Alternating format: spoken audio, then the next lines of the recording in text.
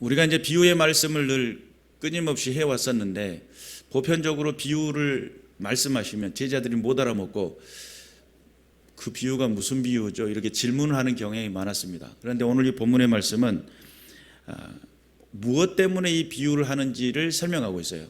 뭐였죠? 항상 기도하고 낙심하지 말아야 할 것을 위해서 비유의 말씀을 들었습니다. 그래서 하나님을 두려워하지 않고 사람을 무시하는 한 재판장이 있었습니다. 그런데 여기 도시에 한 과부가 자꾸 그에게 찾아가 가지고 원수를 갚아달라고, 내 원한을 풀어달라고 이렇게 기도를 요청을 합니다. 요청을 하는데 얼마 동안은 듣지 않았어요. 듣지 않았는데 속으로 생각할 때 내가 하나님을 두려워하지 않고 사람을 무시하지만 이 과부가 나를 날마다 이렇게 찾아와 가지고 나를 번거롭게 하는구나. 여기서 재판장에 해야 할 일이 뭐예요? 판결을 내려주는 일이에요. 재판장은 말 그대로 너 잘못한 사람이야, 너 잘한 사람이야 라고 판결을 내리는 사람이에요. 그러니까 재판장의 일이 뭐냐면 지금 현재 이 과부의 일을 명확하게 보고 판결을 내리는 사람이 재판장이에요. 그리고 잘잘못을 따져야 되겠죠. 그렇기 때문에 이 과부는 마땅한 일을 한 겁니다. 재판장을 찾아가는 것은 마땅한 일이고, 이 재판장은 그런데 이 사람은 사람을 무시하는 사람이에요.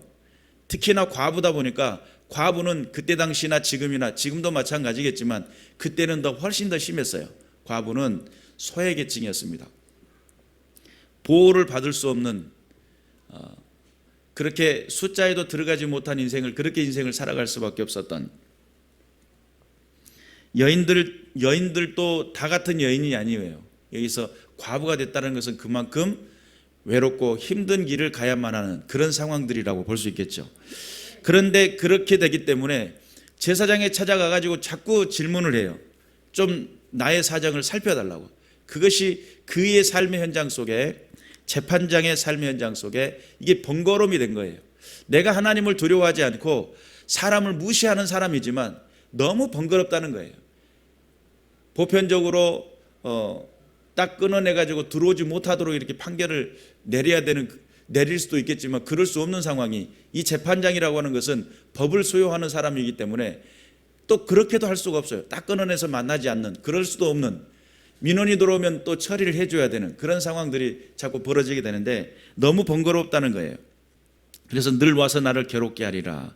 그래가지고 그렇게 해서 이 여인의 원한을 풀어주게 되었다라고 하는 것이 오늘 비유의 말씀입니다. 그러면서 6절의 말씀에 주께서 또 이르시되 불의한 재판장이 말한 것을 들으라. 하물며 하나님께서 밤낮 부르짖는 택하신 자들의 원한을 풀어주지 아니하겠느냐? 그들에게 오래 참으시겠느냐? 그 말은 무슨 말이에요? 오래 참지 않겠다는 뜻이죠. 그리고 그들의 원한을 안 풀어주실 수가 없다는 거죠. 하나님은, 재판장은 민원을 받고 그 민원을 풀이해 줘야 되는 것이 재판장이란다면, 하나님은 우리의 기도를 들으시고 또 하나님이 뭐라 하시냐면 너는 내게 부르짖으라. 내가 내게 응답하겠고. 그래서 하나님 앞에는 우리의 기도에, 우리의 소원을, 우리의 제목들을 하나님 앞에 아뢰는, 하나님은 우리에게 기도하는 것을 원하셨어요. 하나님 우리에게 찾아오시는 것을, 하나님께 찾아오는 것을 하나님은 원하셨어요. 그러다 보니까 하나님 앞에 나아가 기도하는 그 기도를 하나님이 듣지 아니하시겠느냐? 내가 너에게 이르노니 속히 그 원한을 풀어주시리라. 그리고 8절 하반부에 그러나 인자가 올 때에 세상에서 믿음을 보겠느냐 하시니라. 오늘 여기에서 기도의 방법을 말씀해 주시는 예수님이세요. 보편적으로 기도를 좀 열심히 하다가 보면 포기에 이를 때가 있습니다. 이 여러분, 여기 성경에도 보니까 항상 기도하고 낙심하지 말아야 된다. 낙심하다라고 하는 이 단어, 엔카케오라고 하는 이 단어는 낙심하다 또는 낙담하다, 지치다 또는 피로해지다, 이렇게 단어의 의미 속에는 그렇게 되어 있는데, 낙심케 되어지고 내가 이렇게 하다가 푸념이 나오잖아요. 그 푸념이 나오는 지쳐있는 상태, 이 지쳐있는 상태가 되어지는 것은 성경에도 몇 가지의 그 사건들이 함께 기록되고 있는데, 성경에 고린도후서 4장 16절에서부터 18절에 나타나는 말씀에 우리가 낙심하지 아니하노니 우리의 겉사람은 낡아지나 우리의 속사람은 날로 새로워지도다. 겉사람은 낡아진다는 거예요. 그런데 속사람은 어떻게 된다는 거예요? 날로 새로워질 거다. 이 본문의 말씀이 기록된 배경이 뭐냐면, 우리가 잠시 받는 환난에 경한 것이 지극히 크고 영원한 영광에 중한 것으로 우리에게 이루게 하면이, 그래요. 지금 현재 고린도후서를 기록하고 있었던 이 바울 목사님의 전도의 현장 속에 엄청난 환난이 닥쳐왔어요. 그리고 어려워졌어요. 힘들어졌어요. 고린도후서 11장에 보면 바울이 당했던 그 환난들의 이 내용들이 나와요. 3번 태장을 맞고 파선을 당하고 강도의 위험, 칼의 위험, 돌에 맞아 죽을 뻔했던 것들, 이런 것들을 쭉 나열하는데, 여러분 생각을 해보세요. 처음 맞았을 때, 싱싱할 때 맞았을 때는 그래도 견딜만 했을 거예요. 그런데 여러분, 매를 자꾸 맞다 보면 뭐가 걸리죠? 몸에 골병이 들죠. 몸에 계속 축적이 되잖아요. 작년에 회복했던 것보다 올해 회복하는 것이 좀 더디잖아요. 시간이 지나면 지날수록 더 더뎌지잖아요. 그런 내용 속에 들어있는 말씀이에요. 지금 환난을 계속 당하다 보니까 여러 가지 복음을 위해 열심히 달리고 열심히 걷고 열심히 배를 타고 파도의 위험, 강의 위험, 강도의 위험, 이런 위험들을 당하다 보니까 처음에는 그래도 막 돌에 맞았을 때만 해도 1차 선교여행 때 맞고 기도하니까 즉시 일어나가지고 또 전도를 했단 말이에요. 그런데 이게 가면 갈수록, 관절도 쓰면 쓸수록 어떻게 돼요? 삐걱거리죠. 그러니까 여러분, 건강한 근육을 기를 필요가 있어요. 노동하는 것과 운동하는 것은 달라요. 그러니까 운동을 통해 가지고 여러분의 건강한 근육을 만들어 놔야 그 근육이 관절을 보호해 줘요. 지금 현재 열심히 환난당하고 열심히 고통당하고 있는 그 상황 속에 날로 육체는 낡아져요. 그러다 보니까 겉사람은 낡아지나 우리의 속사람은 날로 새로워지도다. 여기서 말할 때 낙심하지 말아라. 우리 육체는 낡아질 수밖에 없다. 어떻게 보면 늙어간다라고 하는 것이 서글프고 또 외롭고, 많은 어떤 사회생활을 하던 분들이 늙어지면서 그 모든 사회 관계적인 관계망이 끊어질 때 오는 그 공허함이라는 게 있다고 그래요. 그런데 그런 상황 속에서 늙어진다라는 것이 공허하고 슬프고 괴로운 일만은 아니에요. 하나님께서 늙음을 주시는 것은 어떤 측면에서는 행복이고 우리에게 축복이기도 합니다. 왜냐하면 사람이 늙지 않고 계속 건강하게만 해봐요. 하나님 살아계심을 인정하겠어요? 나 필요 없다는 거죠. 늘 건강하니까, 늘 하고 싶은 대로 사니까, 내 마음대로 하니까. 그런데 어느 날부터 내 마음대로 안 돼, 몸뚱아리가. 어느 날부터 내 마음대로 안 돼요. 그러면서부터 한계를 느끼게 돼요. 여러분이 한계라고 하는 것은 하나님을 만날 수 있는 기회입니다.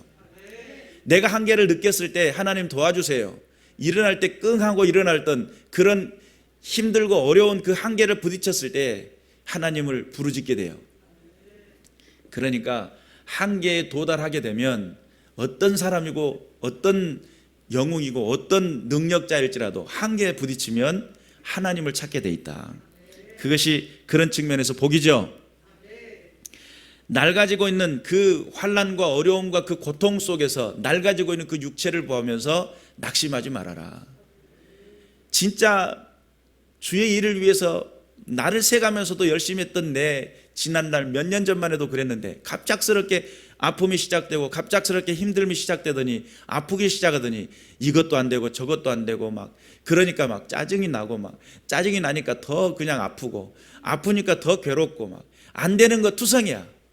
하나님 앞에 하나님을 찾을 때라는 사실을 깊이 묵상하시고 여러분의 영혼이 지켜질 수 있도록 여러분의 신앙이 지켜질 수 있도록 하나님 앞에 낙심치 말아야 될 줄로 믿습니다.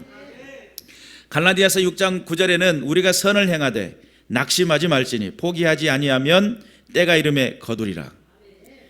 낙심한다는 거예요. 항상 기도해야 되는데 낙심하면 기도를 못하게 돼 있어요. 내 마음속에 푸념이 일어나고 내 마음속에 체념이 일어나고 내 마음속에 낙담이 일어나면 기도의 시간이 딱 멈춰버리는 거예요. 기도의 시간이 딱 멈추고 나면 그때부터 찾아오는 것들은 마귀의 창고라겠죠. 마귀의 유혹들이겠죠. 우리가 그러한 모든 상황 속에 선을 행할 때 낙심이 찾아와요. 여러분, 독에 밑이 빠진 독에 물붓기 같은 것이 선을 행하는 거예요. 참 묘하죠. 왜 그러냐면 이 세상은 이미 망가져 있어요. 어그러지고 거스리는 세대예요. 그러다 보니까 이곳에 하나님의 일이라고 해서 여러분 국수도 퍼날려 봤지만 몇 동이를 갖다가 했을 것 같아요. 몇 년 동안 했는데 밑 빠진 독에 물붓기 같아요. 부어도 그냥 다 빠져버렸네. 이렇게 된단 말이에요. 부침개를 몇 장을 붙였을 것 같아요.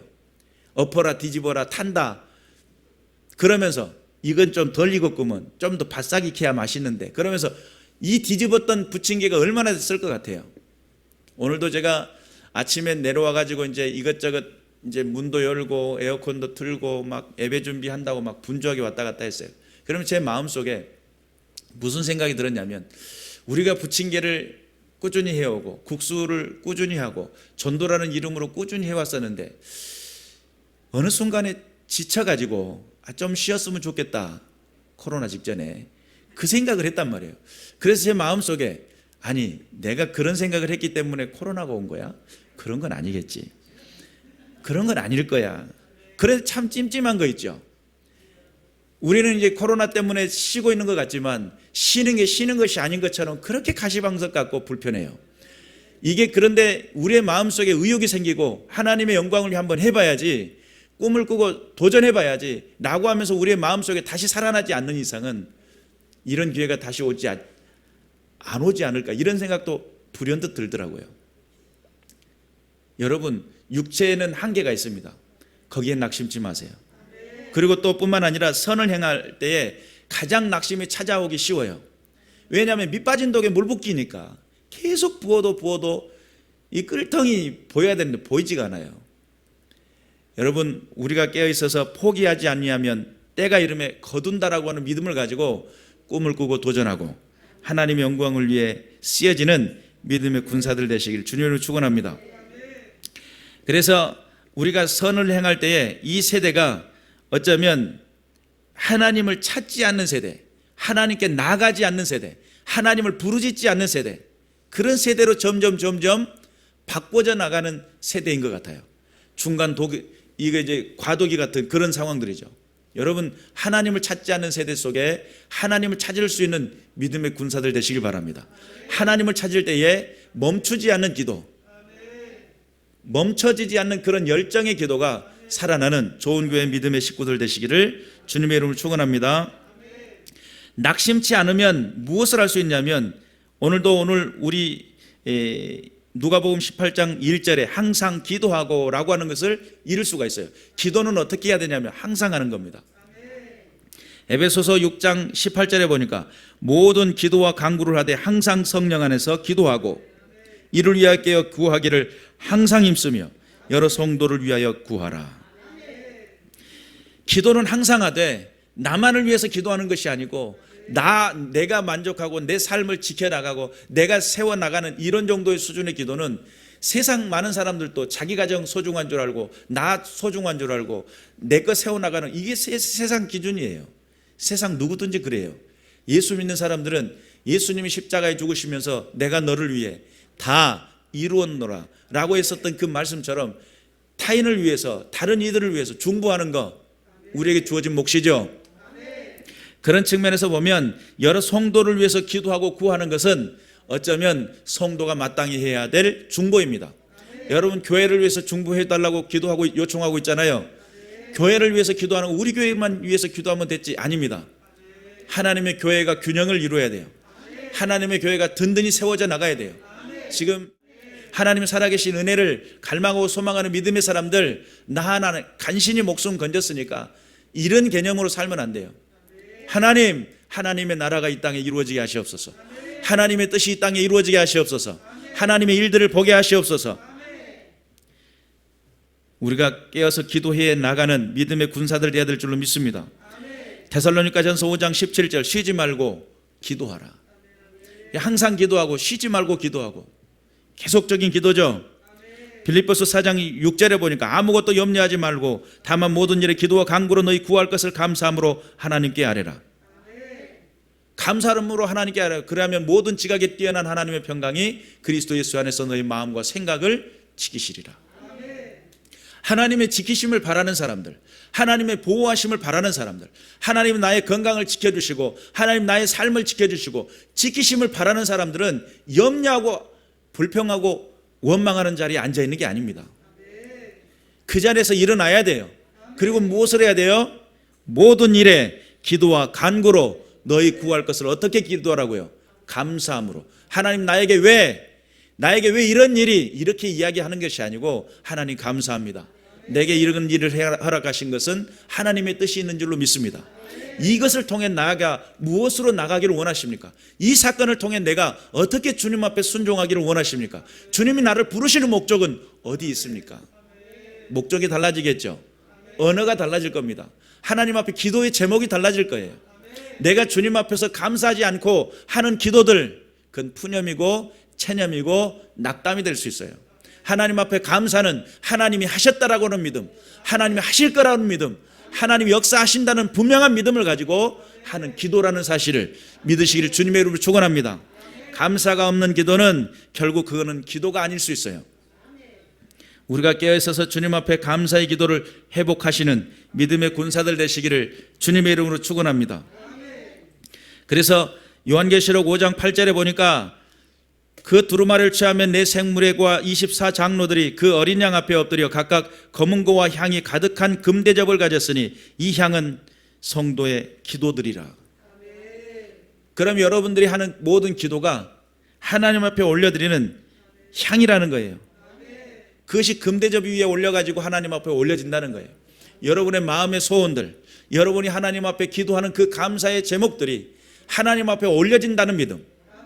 만약에 여러분이 원망하는 자리, 불평하는 자리, 낙담하고 체념하는 자리, 이런 자리에 앉아가지고 있는 그런 모든 것들이 하나님 앞에 올려진다고 생각을 해보세요. 하나님이 그걸 들으신다고 생각을 해보세요. 민망하지 않을까요?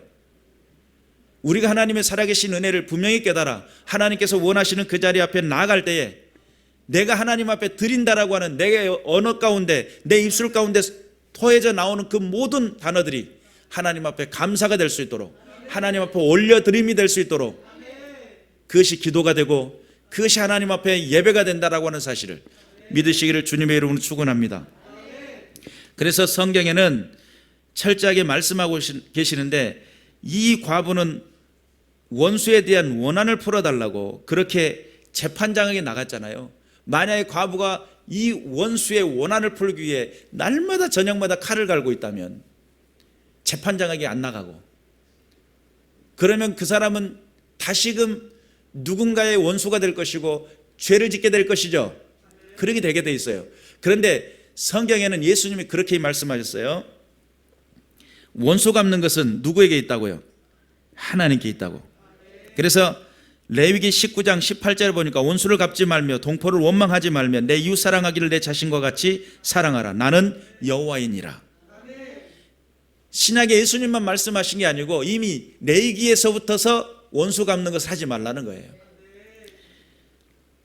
로마서 12장 18절 이하의 말씀에 할 수 있거든 너희로서는 모든 사람과 더불어 화목하라. 내 사랑하는 자들아 너희가 친히 원수 갚지 말고 하나님의 진노하심에 맡기라. 기록되어 있으되 원수 갚는 것이 내게 있으니 내가 갚으리라고 주께서 말씀하시니라. 원수 갚는 것은 하나님께 있습니다. 그러니까 기도하는 것은 하나님께 나가 기도하면 됩니다. 다만 하나님 앞에 감사의 제목을 찾기를 위해 노력하세요. 어떻게 하든지 감사의 제목을 찾으려고 노력하세요. 그리고 하나님 앞에 원수가 목마르거든 그를 마시게 하라는 거예요. 원수가 힘들게 네 아까를 끌고 있으면 뒤에서 밀어달라는 거예요. 원수 갚는 것은 하나님의 손에 달려있다는 거예요. 우리는 화목하기를 힘쓰면 됩니다. 그것이 기도예요. 화목하기를 위해서 노력하고 있는 것이 기도예요. 집에서 칼 갈면서 너 두고 보잖아요. 반드시 이렇게 있으면 그것은 기도가 아니에요. 원망과 불평의 자리는 기도가 아니에요. 누군가를 탓하고 누군가를 원망하고 그것은 기도가 아니에요. 기도라고 하는 것은 하나님 앞에 감사의 제목을 찾고 그 감사의 제목을 통해 하나님이 하실 일들을 기억하고 나아가는 것 믿으시기를 주님의 이름으로 축원합니다. 이 세대는 깨닫는 자도 없고 하나님을 찾는 자도 없다. 그렇게 로마서 3장 10절부터 12절까지 그렇게 말씀하고 있어요. 의인은 없나니 하나도 없다. 깨닫는 자도 없고 하나님을 찾는 자도 없다. 성경은 명확하게 우리에게 이야기를 하고 있죠. 여러분 어떻습니까? 여러분 하나님을 찾을 만한 동기가 있나요? 하나님 앞에 나아갈 만한 그런 이유를 발견하셨나요? 하나님 내 인생을 붙들어 달라고 그렇게 하나님 앞에 나아가 하나님의 뜻을 구하는 그런 믿음을 가지셨나요? 그렇다면 주저하지 마세요. 여러분 세상에 많은 의사들도 많아요. 건강을 고민하고 건강을 기도하는 사람들 의사들에 맡겨가지고 성경에는 그런 내용이 나와요. 12년 동안 혈류증으로 앓았던 여인이 있었어요. 많은 의사들에게 그의 몸은 더 망가졌다라고 성경이 그렇게 기록합니다. 더 망가져요. 어쩌면 의사가 좋은 일로 나를 이끌어갈 수도 있지만 망가지게 할 수도 있어요. 어떤 사람은 망가지는데 망가지는 이유가 있어요. 그러니까 의사가 고칠 수 없는 병이 될 수도 있는 거죠. 하나님 앞에 나가 하나님 앞에 엎드려야만 고쳐질 수 있는 병이 있을 수 있어요. 믿음 앞에 든든히 서시기를 주님의 이름으로 축원합니다. 그래서 간단하게 두통, 치통, 생리통은 그거 먹으면 되겠지만 아닌 경우도 있잖아요. 심리적으로 오는 병도 있고요. 또한 마귀가 역사해서 오는 병도 있고요. 환경 때문에 오는 병이 있을 수 있어요. 그랬을 때는 하나님이 아니시고는 안 된다라고 하는 결론이 내려섰다면 기도의 이유를 발견했잖아요. 그 동기가 분명하다면 하나님 앞에 엎드리세요. 항상 기도하고 낙심치 아니하면 때가 이름에 거둔다라고 하는 그런 믿음을 가지시고 하나님 앞에 감사의 기도의 점을 가지고 아름다운 향기가 될 수 있도록 깨어서 기도하시는 믿음의 군사들 되시기를 주님의 이름으로 축원합니다. 그래서 오늘 이 불의한 재판장을 통해 가지고 예수님께서는 무엇을 말씀하고 싶으셨는가? 불의한 하나님을 두려워하지 않고 사람을 무시하는 그 사람도 번거로우니까 들어줬다는 거예요. 그런 하나님은 우리의 기도를 날마다 들으시기를 원하시고 날마다 응답해 주시기를 원하시는 그 하나님께서 우리를 부르십니다. 너의 문제는 뭐냐? 네가 고통스러워하고 네가 걱정스러워하는 그것은 도대체 뭐냐? 내게 구하라. 내게 찾으라. 내게 두드려라. 그러면 구하는 자는 얻게 될 것이고 찾는 자는 찾게 될 것이고 두드리는 자는 열리게 될 것이다. 하나님 앞에 깨어서 기도하고 하나님의 살아계신 은혜를 갈망하며 주의 살아계신 은혜를 나타내는 믿음의 군사들 되시기를 주님의 이름으로 축원합니다. 기도하겠습니다.